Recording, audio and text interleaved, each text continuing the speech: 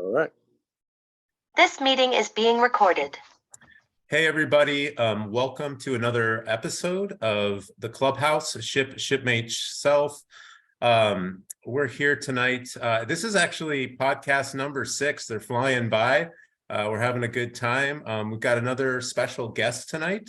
And we're excited to hear from our special guest and get some perspective on life. Again, guys, we've been talking about depression, anxiety. We've been talking about overthinking. And another theme is showing up for life. And so we're going to continue down that road, but I'm going to let Scott introduce our special guest tonight. Yeah, really excited here to have, I consider him a friend. I don't know what he considers me. Maybe he'll clarify that today, but Darryl Milne's with us. And Darryl, if you're not familiar with him, most people in Colorado, so the guys that came through the Colorado areas and terrain would know of Darryl somewhat, but 42 years a professional scout, 22 with the Padres, 13 with Boston, and he finished up with Baltimore. He played 7 years in the Angels organization. Navy veteran, a guy that's, he won't tell his age, but he's real close to 80. So he's got 80 years of life. And the big thing, I had breakfast with Darryl a few weeks back, and I asked him, I said, hey, buddy, would you come on here with us, man? Because I'll say this, and he'll be embarrassed by this a little bit, but because he doesn't like this kind of thing, but I'm going to brag on him a little because the reason I really wanted to have him here, he's come in very, very, he's been very influential in my life. And what I mean by that is I'm a guy down at Trinidad State, a head coach, not knowing what I was doing. Met this guy, picked his brain. He shared things with me that he didn't have to share. He's such a simple teacher is what I really appreciated about him. And he shared things with me he didn't have to. And I really needed that at that time. And then even better than that, started to become acquaintances and then towards a friendship. And so I brag on him for that because I consider him a mentor, and I don't think he would like me saying that because, you know, and I get why, but I do consider him that as a mentor that stepped in at some times and really it meant a lot to me, not just on the baseball side, but sharing life things. And so that's why he's here. And so Darryl, welcome. It's good to have you here, buddy. Well, it's my pleasure. Thank you both for having me. And yeah, I hope I don't mess you and your crowd up. So no, you won't. We'll do that real good on our own. Yeah. Darryl, leading in on a baseball question, and I know Jocko might have a baseball question for you too, because he's excited to pick your brain with all the years of service that you had. Tell me what you think, just briefly, the state of the game today. How, because people say the game has changed. Some say no, it hasn't. The people have changed. Some say both have changed. What have you seen now that you're on the other side of the game? You know, you put in all those years of you know, that's, I add them up. That's just about 50 years of professional baseball in one way or another. What have you seen? Like the direction it's gone? Is it, you know, just I wanted to pick your brain on that. Yeah, well, obviously a lot of changes. Technology obviously is probably the biggest one, you know, in all phases of the game. Social media has come in, of course. And yeah, I think those things just in themselves, not the rules, but just that in itself has changed the game, especially from a scouting perspective.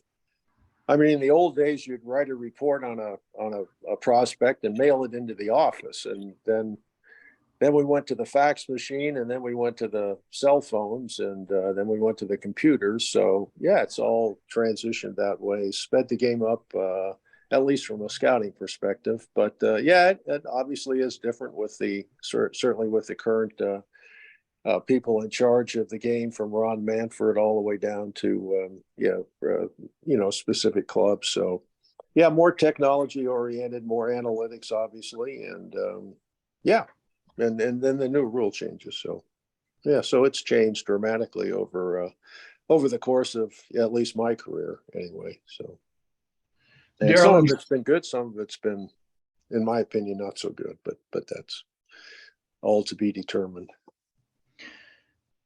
on that, what would you say is, and on the scouting, like on the scouting perspective, what has changed about the players? Have you noticed anything like towards the end of your career versus beginning, middle, and if you did it that way, what did you see kind of transitioning the makeup of the player? Did you see any changes there where you kind of said, man, the player of this era is a lot different than that player of that other era? In what was that? Yeah, well, the kids, I think they have better training techniques and opportunities that way. So probably bigger, stronger, faster, kind of a cliche, but just overall, that would be the biggest physicality. And then the minor league system has changed a lot, shrunk a lot as far as teams go and opportunities go. So the draft has gone from when I first started, it was unlimited number of people you could draft. The draft went on until nobody wanted to pick anybody. So it could go on for, however many rounds somebody wanted to last. So, and then it went to 50 rounds and now it's down to 25. And I'm sure at some point, if the current regime still stays in power, it'll back down to 10. So the type of players you're getting are a little bit different. There's not as many kids that you can take a chance on, and so I think that's the biggest change as far as the draft goes. And the kids today are just a little different than the kids 50 years ago as far as their playing opportunities as youngsters and the travel ball and showcase stuff. I think that's changed a lot of players, and it changed how you scout them too. So I think those have been the most dramatic things that I've seen.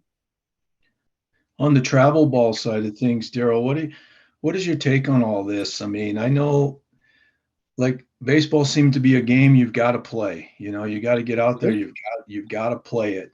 Do you think? I mean, just like I know we'd say old school, just because I mean, gosh, you're creeping up on 80, Yeah, and absolutely. so what would you say?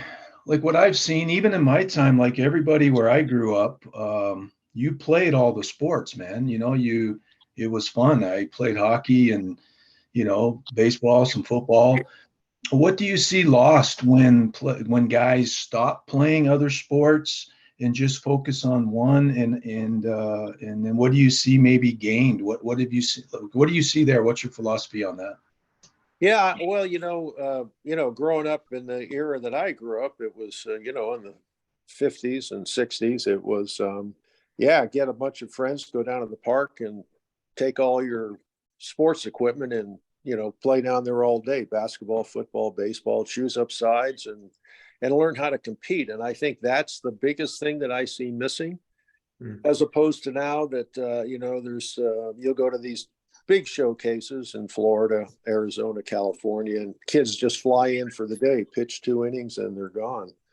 So I think that's the biggest for me, that just learning how to compete is kind of a bygone attribute to young athletes today. And the travel ball, whatever the sport is, whether it's basketball, football, baseball, for 8-year-olds to travel around the country to play, I think it's just a waste of money.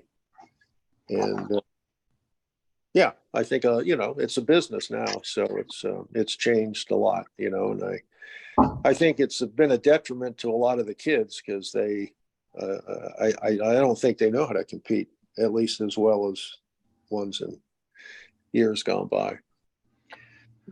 I'm going to ask one more baseball question, and Jocko, then Yeah, sure. Jocko, if you have a baseball question, buddy.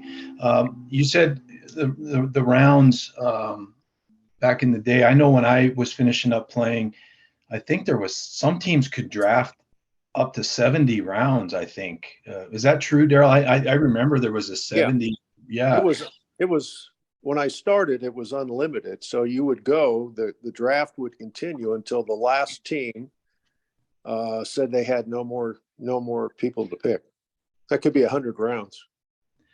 And what is that? How does that tell you how good of a player I was then? Because did not go in the 100 rounds. Yeah, well, Yeah. So, hey, buddy, last one. So you said you could take a chance on a guy. And what's your favorite take a chance guy that made it to the big leagues that Darryl Milne took a chance on?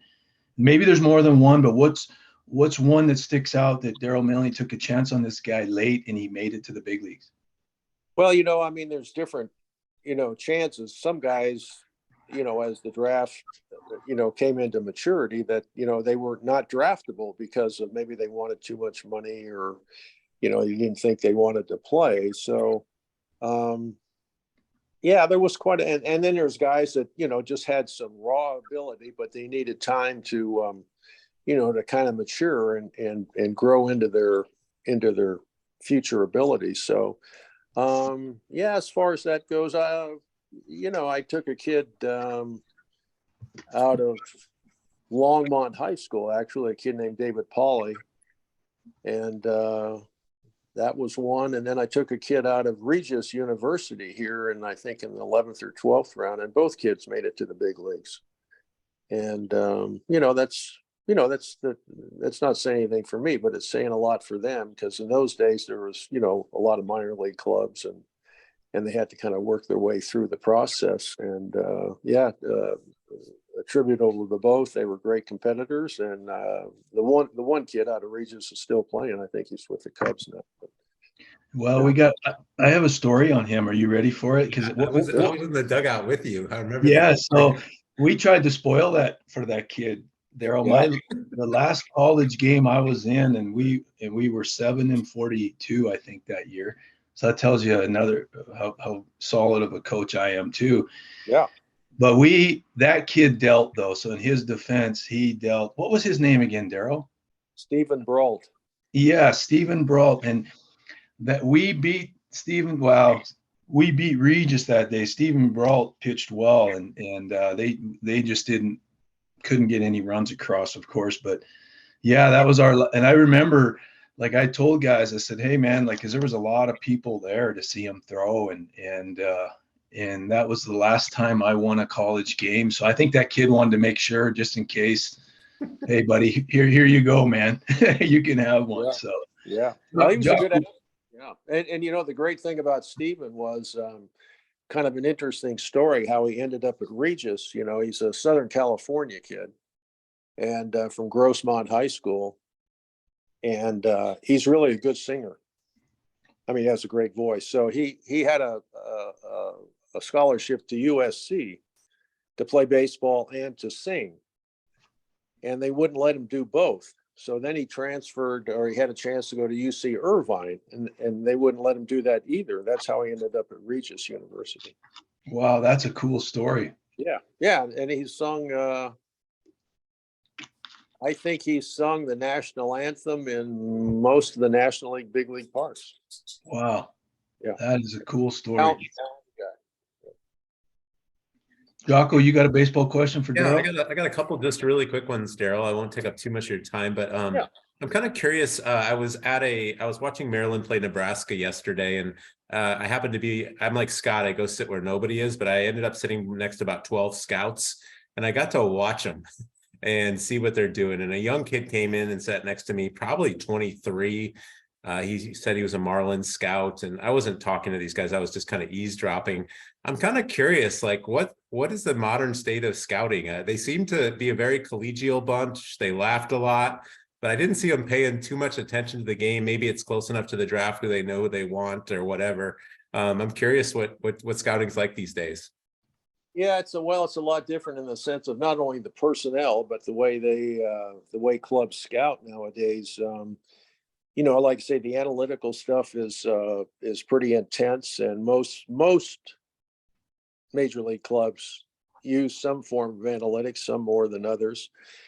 And the scouts today, generally speaking, are, like you say, young guys that have literally no baseball experience, but they have analytic experience and, business, marketing, anything. But it's almost like if you have baseball experience, you're not going to get hired as a scout. Okay. Yeah. So if you look at their resumes, very few of them have baseball experience, but they can obviously, read a time watch and the gun, and then they create a model. The clubs themselves create a model, and you look for a player that'll fit that model. Oh, interesting. Okay. Yeah. Yeah. I mean, one of the scouts was a female. Oh, So Yeah, it was exactly. interesting. And so that's the other aspect of it. The ladies are coming into the game as not only scouting but in coaching and minor league coaching and stuff. So that's been a dramatic change also. Awesome. Yeah. And then I have one other quick question. Scott and I like a kid that plays for the Nats called Joey Menez is his name, I believe. And then there's another kid that came up with the Pirates last week, and after a 13-year minor league career. I'm just curious, how do guys like that hang around for so long? They're just awesome stories of guys that finally get a chance. Yeah, that was kind of the irony of Maggie. He was the Pirates guy that came up. His first at bat, he got called on the time clock. So they called the strikes on him, and he wasn't even in the box. So that's how. So after 13 years in the minor leagues, he gets an opportunity, and the umpire has to call a strike on him because he violated the time clock.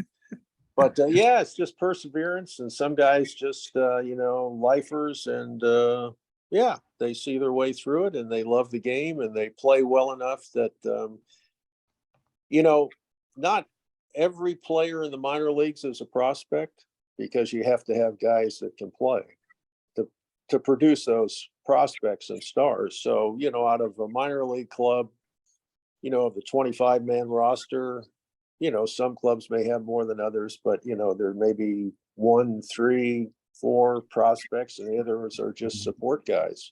And some guys are well enough endowed with abilities that they can stick around, and it's for various reasons, the multi-position guys, or just guys with good baseball personalities that make the other guys really good. Oh, interesting. Yeah. So they're almost like they can play multiple positions, or they're just good at being a good teammate, good for the environment. They're positive guys. Yeah, and Super good baseball interesting. players. Yeah. Okay. I mean, they support the stars of the future, just like actors and actresses, the backup guys, the guys in the, you say, oh, I've seen that guy in 50 TV shows. He's not the star, but I've seen him in those shows, So they support the stars. Yeah, and you got to have them. Yeah, I mean, you got to have guys who can play. If you had just the only people that play were all prospects, you'd have like 3 guys on the field. Super interesting. It's like this show, Darryl. You're Carrie and Jocko and I, man. That's right. So I don't know about your ratings on that one. So. Hey, buddy, and then we're going to try to shift this just a little different way, more towards life, even though these things are so similar, careers and everything else. How old were you when you got started? 17. I signed right out of high school. 17. And then I always found this unique. So you went to Vietnam after playing. Yeah, I did everything kind of backwards. Like I told you, I signed, the Angels were an expansion club in 1961. So I signed with them right out of high school, finished my career. And then, Vietnam was kind of at the height of its being. And so I was there in 68 and 69. And then after I got back, I got an early out because I had spent that much time in Vietnam. And so I got a job at a medical supply house for a year. And then I went back to college, or went to college, not back, but went to college. And so I still had the GI Bill to put me through college. And so that's how I did it. And so I was an old guy in college, and so it helped me a lot because I wasn't an idiot like I was in high school. So I actually got through and graduated. So, and then got into baseball, back into professional baseball, scouting and being a minor league pitching coach just by accident. So I was always thankful for that.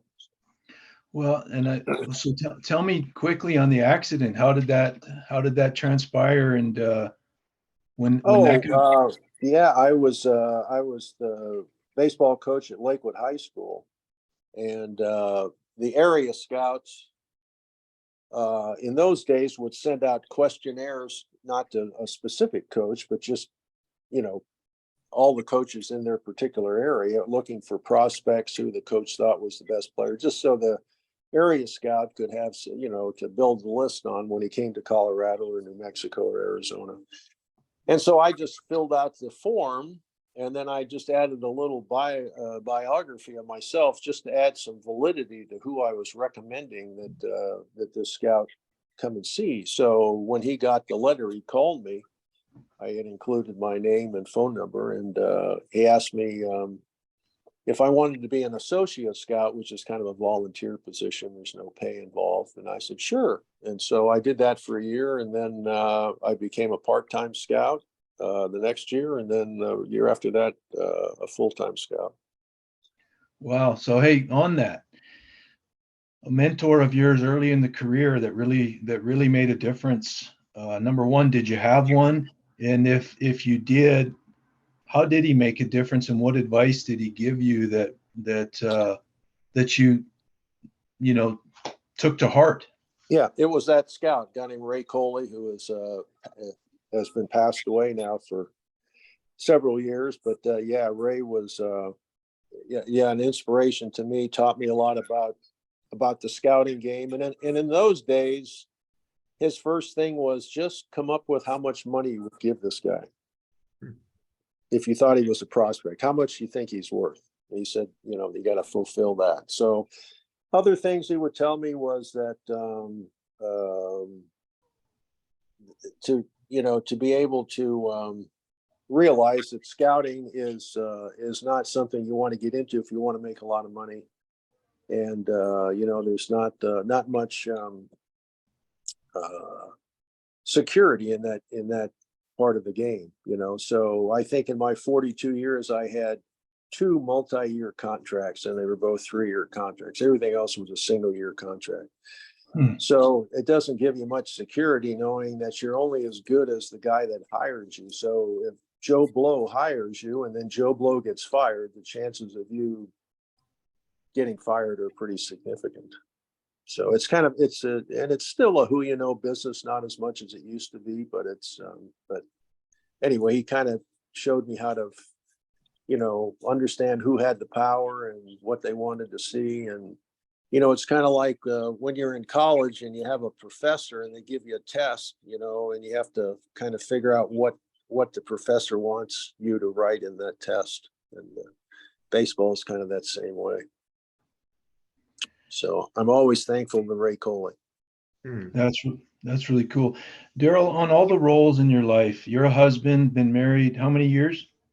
It'll be 56 in November. In November. 56 years of marriage, which speaks for itself. Well, it speaks to my wife, not to me. Putting up with me for 56 minutes is a lot, but 56 years is Hall of Fame stuff.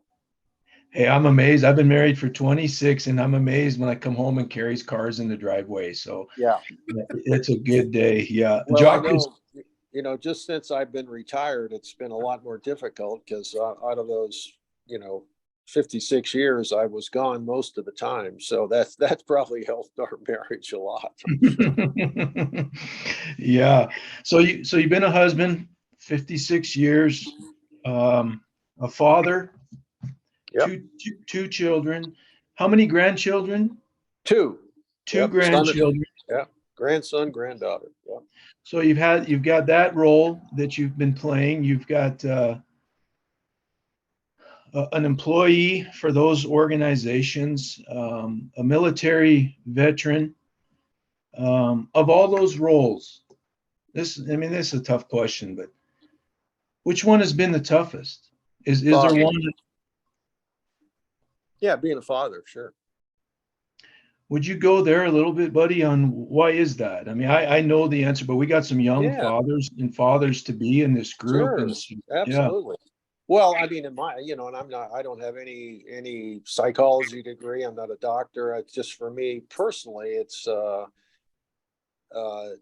done correctly, and that you can take that for whatever it means. Done correctly, I think parenting is the toughest job in the world because you're responsible for having and molding and a human being.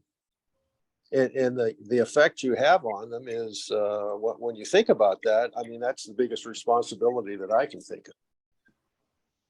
I mean, you're responsible for that person, and I don't think there's a tougher job in the world than that. And I wonder with, you know, some of these guys we've been trying to, and I might ask you, I mean, you shared this story with me, and you do not, of course, have to share this, but we have a lot of guys struggling with anxiety, depression Yep. type issues. And you shared a very personal thing with me about just some of your, because I shared mine with you, of course, you shared Sure. a little bit Sure. with me, and I really appreciated that.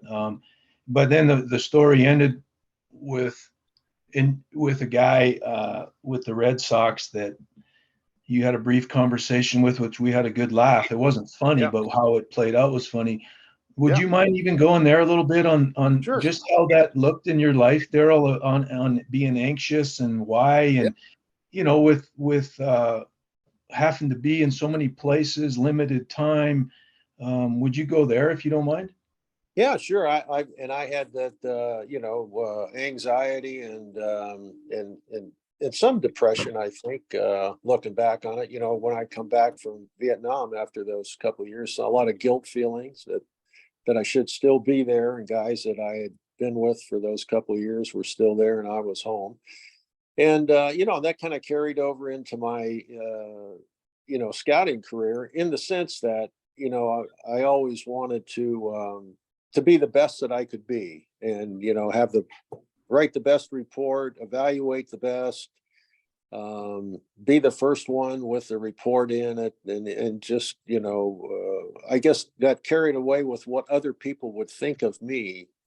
Um, and that created a lot of anxiety. And anyway, so what I told you, if that's the story, that if I remember right, when I was with the Red Sox and when I was with the Padres, the same guy, we used to a psychiatrist out of Princeton University, when we were in the draft room talking about our top 3 round prospects, and he would interview them and put them through a psychological evaluation, and then he would share that in the draft room when I was with the Padres and with the Red Sox. I never got a chance to meet the doctor, but knew him through the phone conversations.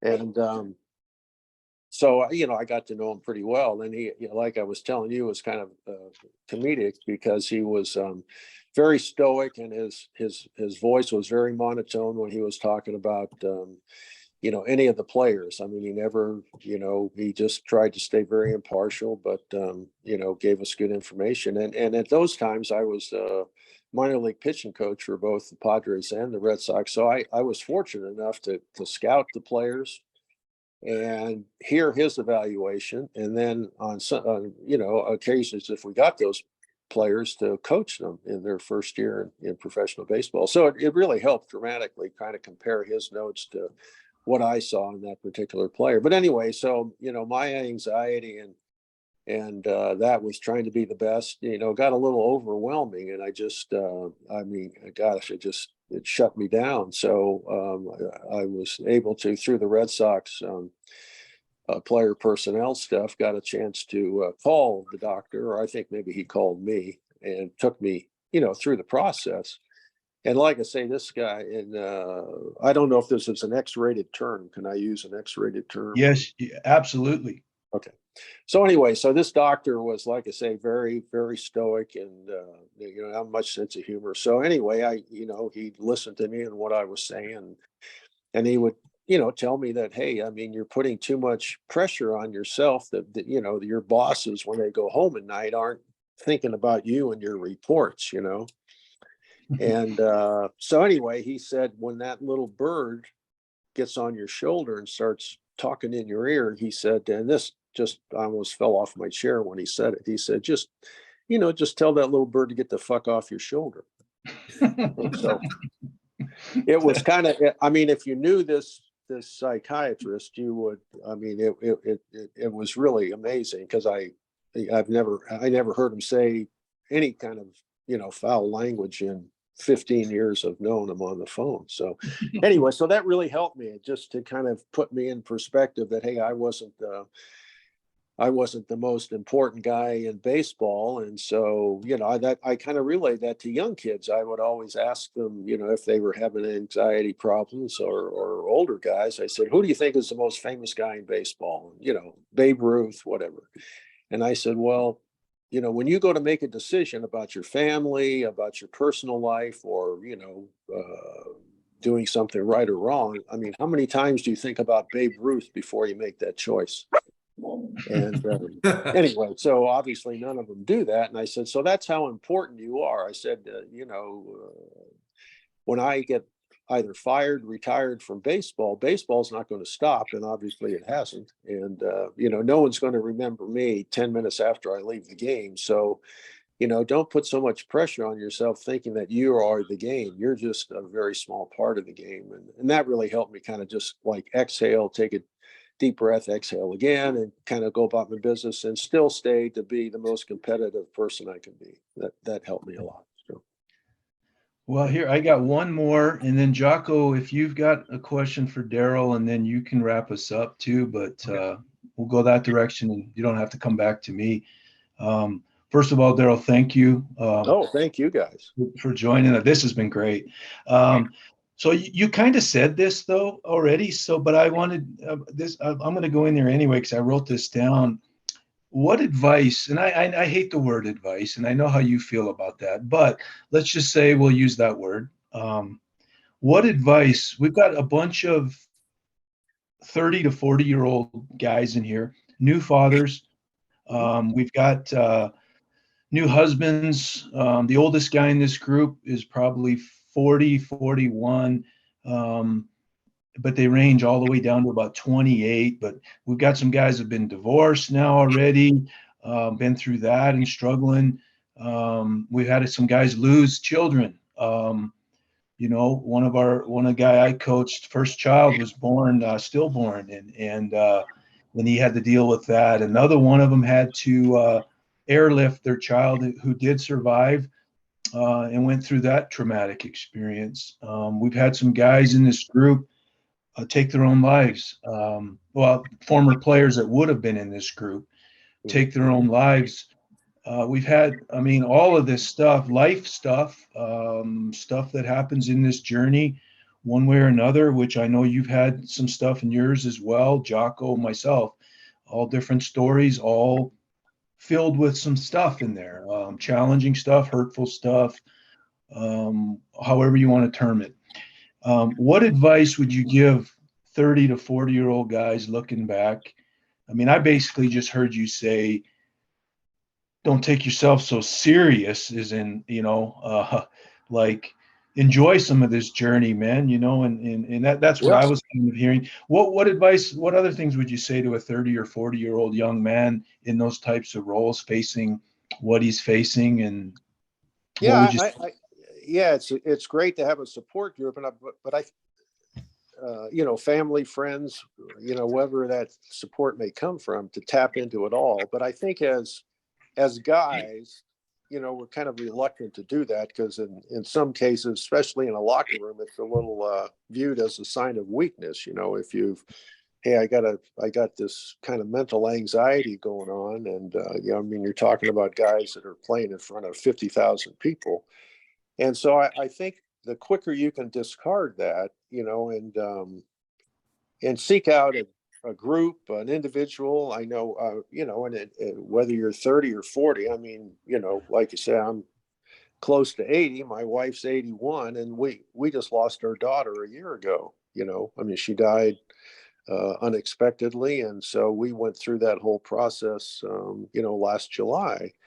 And I think, being able to talk, and everybody deals with those, those issues in life, whatever, whether it's job, whether it's an addiction, whether it's marriage, or in different ways. But I think just don't keep it within, seek out somebody you trust, somebody you like, somebody to listen, and let it out, and not keep it within, and think that you have to be the strongest person in the world, and think of yourself as the weakest person in the world because you have this. Especially in a sports situation, I'll tell you, at the major league level of sports, those egos are so fragile. You look at them on the field and you go, oh, wow, God, that guy could do anything. That lady could do anything. Hey, but in real life, they're just folks. They're just like everybody else, and the good ones, hey, they seek out somebody, some group. Just don't be afraid, don't be afraid to ask for help.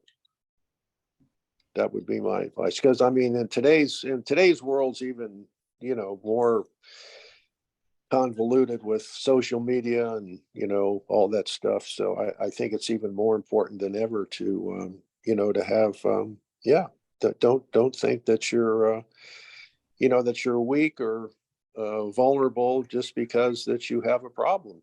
Try to seek out people that can help you,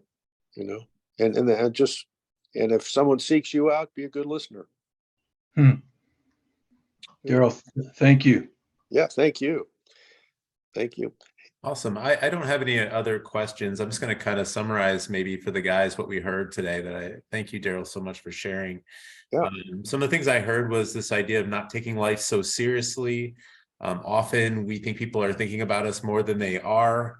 Yeah. The idea that life goes on. Don't be afraid to push back on that critic and tell them to fuck off. I like that. Yeah. That's a good life advice. Get that bird off your shoulder. Get that bird off your shoulder. Exactly. Then I think these are really important. Don't be afraid to reach out to others. Don't think you have to be the strongest person in the room. Seek out others when you need help, whether that's a professional or a friend. And then I think the last one was just a really great one. Be a good listener. If you're asking for stuff, be ready to listen to somebody, and that could be a life-changing event for somebody else. So absolutely. I think just being a good person, and hey, life goes on. You might be the most famous guy in the world, but I guarantee you, once you're gone, you're gone. I don't care what the sport, the movies, they'll go on. They don't stop because you're not around, so, but it's when I say don't take things too seriously, take them serious, but don't let it conquer your life. There's a lot of things more important than yourself, so have a sense of humor. That's I love that one.